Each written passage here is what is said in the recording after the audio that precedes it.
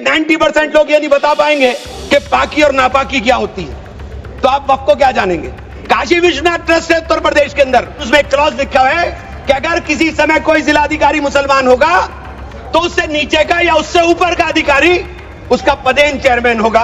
वक्फ board के अंदर पूरा का पूरा बहुमत गैर मुस्लिम भाइयों का हो जाएगा। सारे मुसलमान 5 वक्त नमाज नहीं पढ़ते, सारे मुसलमान रोजा भी नहीं रखते, और उसका पैमाना क्या होगा कि वो मुसलमान है कि नहीं है। हमें सौगातें मोदी मिली, हमें सौगातें मोदी में ईद की समैयां नहीं चाहिए, हमें सौगातें मोदी में शिक्षा दे दीजिए, हमें सौगातें मोदी में रोजगार दे दीजिए, हमें सौगातें मोदी के अंदर मोहब्बत दे दीजिए। ये जो गोलियां छातियों पर लगती है ये मारना बंद करा दीजिए। यही संरक्षण दे रहा है हमें, ये बाबा साहब के सपनों का संविधान है। लिखे हुए इस संविधान में बाबा साहेब भीमराव अम्बेडकर ने हमारे संरक्षण का, देश के अंदर रहने वाले प्रत्येक नागरिक के संरक्षण का वादा किया। बाबा साहेब ने कहा राजनीतिक लोकतंत्र तब तक नहीं टिक सकता जब तक उसके आधार में सामाजिक लोकतंत्र न हो, और सामाजिक लोकतंत्र का अर्थ है एक ऐसी जीवन शैली जो स्वतंत्रता, समानता और बंधुत्व के जीवन के सिद्धांतों के रूप में मान्यता देती है। मान्यवर, वक्फ बिल ला करके जिन्होंने इस वक्फ बिल को ड्राफ्ट किया, मुझे बड़ा ताज्जुब होता है बार बार। वक्फ के बारे में आपको जानकारी, वक्फ है क्या? वक्फ एक फरीजा है हर मुसलमान के लिए, जो जिसकी जो हैसियत है वो अपनी हैसियत के हिसाब से अपनी प्रॉपर्टी को या किसी भी चीज को अल्लाह की राह में वक्फ करता है।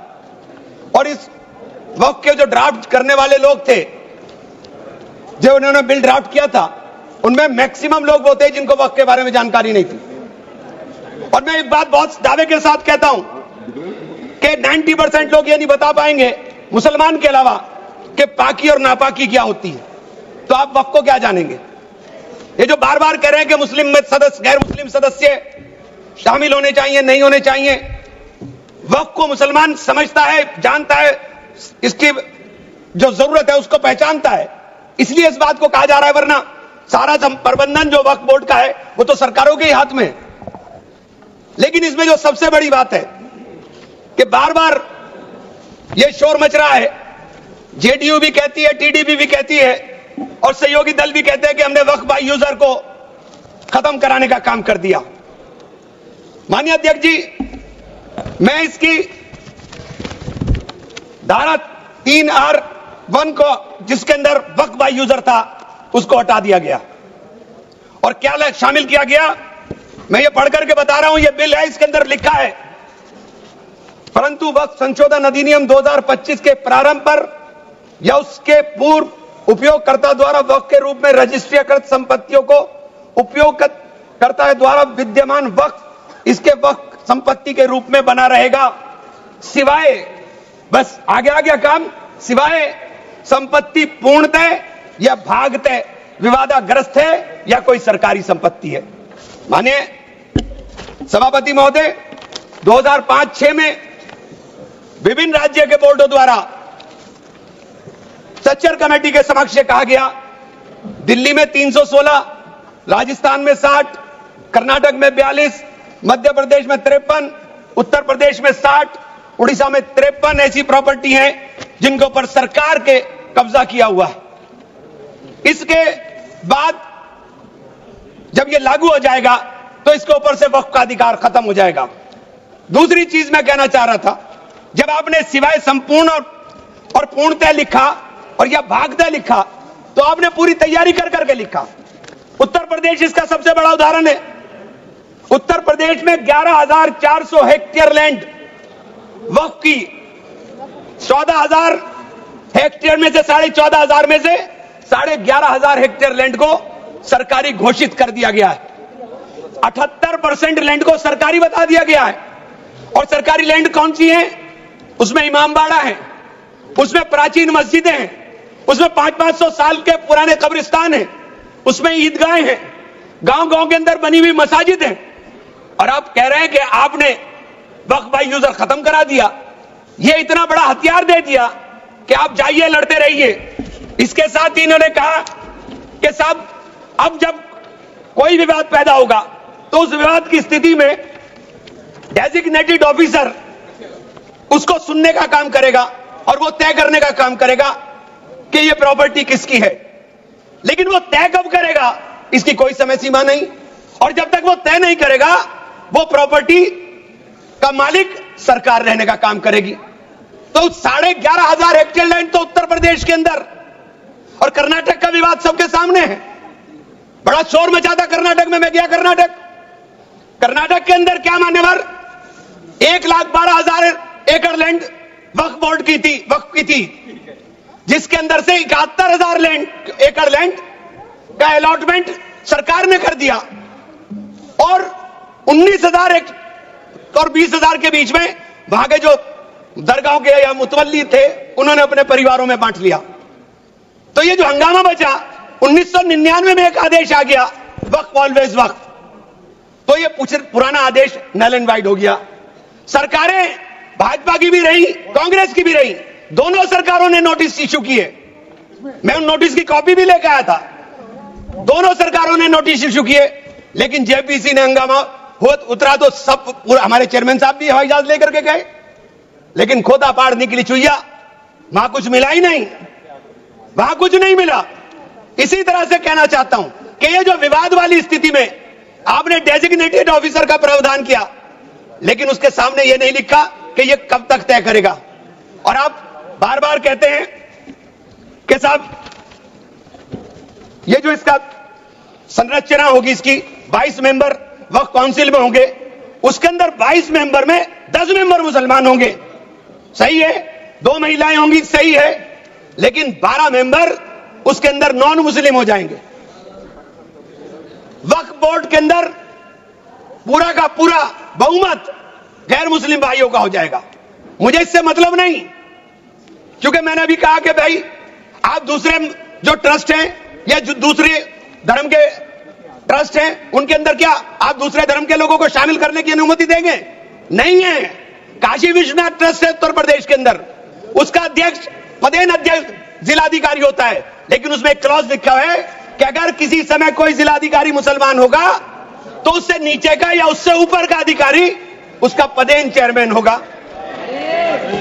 आप मुसलमान के ऊपर यह शर्त लागू करते हैं, आप मुसलमान के ऊपर यह शर्त लागू करते हैं कि इसके ऊपर लिमिटेशन एक्ट विधेयक के खंड 40A की धारा 107 जो वक्फ संपत्तियों की समय सीमा को अधीन करता था, लिमिटेशन एक्ट लागू करता था, आपने हटा करके 108 और 41 में 108 और 108 एक हटा दिया। 1995 का जो वक्फ अधिनियम है उसकी प्रायश्चिता पर रोक लगा दी थी, जिसका अर्थ है कानूनी दावों के समय पाबंदी के बिना आगे बढ़ाया जा सकता है। अब आपने रास्ता खोल दिया वक्फ प्रॉपर्टीज के ऊपर मुकदमों के लिए। जो वक्फ प्रॉपर्टी पर कब्जा बैठ करे हुए लोग हैं, अब वो कब्जा धारक जाकर के एडवर्स पोजेशन का दावा कर सकता है और मालिकाना हक हासिल करने की बात कर सकता है। आपने जो अपराध करने वाले लोग हैं, जो कब्जा करने वाले लोग हैं, वो पहले गैर जमानती हुआ करता था, आपने उसे जमानती कर दिया, आपने उसे अधिकार दे दिया कि तुम कुछ भी करो, तुम्हें जमानत तुम कराने की जरूरत नहीं है। तो आपने तो पूरा का पूरा खुला मैदान उसके सामने खड़ा कर दिया। आपने बार बार कहा कि हम लोग मुसलमानों के हक की बात कर रहे हैं। आप मुझे एक ट्रस्ट बता दीजिए, कोई दूसरा, कोई एक संस्था बता दीजिए जिसके अंदर जो धार्मिक के नाम पर हो और उसके अंदर लिमिटेशन एक्ट ना हो। हमारे ऊपर से हटा रहे हैं, हमारे ऊपर से हटा रहे हैं, बाकी सबको छूट मिलेगी। और ये छूट भी टेम्परेरी है, क्योंकि आपके कानून के जरिए नजर सब समुदाय के जो जमीनें हैं, जो ट्रस्टों के पास पैसा है, उसके ऊपर लगी हुई है। हमारी जमीन, ये बार बार वामसी पोर्टल का जिक्र हो रहा था, वामसी पोर्टल में प्रॉपर्टी 4,90,000 से एकदम मंत्री जी ने, माननीय मंत्री जी ने कहा 7 लाख कुछ चली गई। तो ये प्रॉपर्टी कोई वक्त नहीं की गई किसी ने।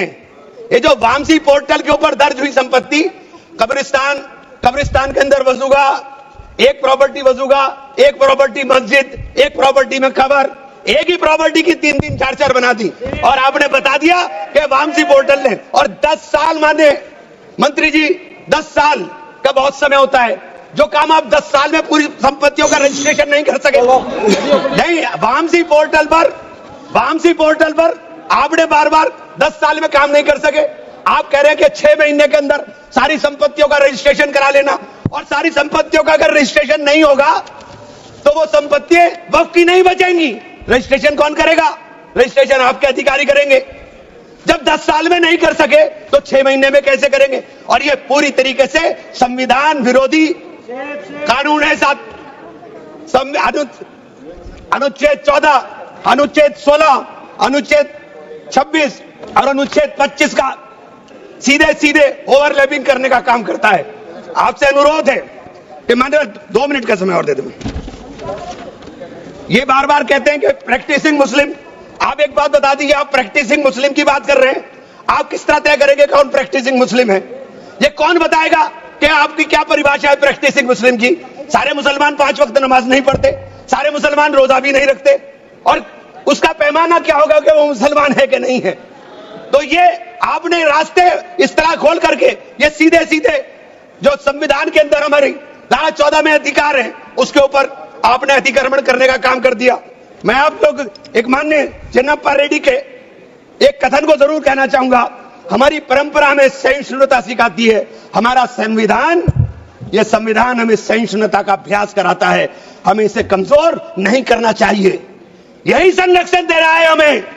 यह बाबा साहब के सपनों का संविधान है कि उन्होंने देश के अंदर रहने वाले प्रत्येक नागरिक को, जो गरीब से गरीब नागरिक है, उसको वो अधिकार दिया जो सामने बैठे हुए हमारे प्रधानमंत्री को होगा, वो ये अधिकार बाहर सड़क पर बैठे हुए एक मजदूर को होने का काम होगा। ये बाबा साहब का संविधान है। मान्यवर, इसे कमजोर करने का काम मैं आप हाथ जोड़कर विनती करता हूं। अभी हमें सौगाते मोदी मिली, एक सेकंड, हमें सौगाते मोदी मिली, हमें सौगाते मोदी में ईद की समझे नहीं चाहिए, हमें सौगाते मोदी में शिक्षा दे दीजिए, हमें सौगाते मोदी में रोजगार दे दीजिए, हमें सौगाते मोदी के अंदर मोहब्बत दे दीजिए। ये जो गोलियां छातियों पर लगती है ये मारना बंद करा दीजिए, हमें सौगाते मोदी में ये कानून देने का काम कर लीजिए। बहुत बहुत धन्यवाद। धन्यवाद माननीय सदस्य श्री अनुराग ठाकुर जी।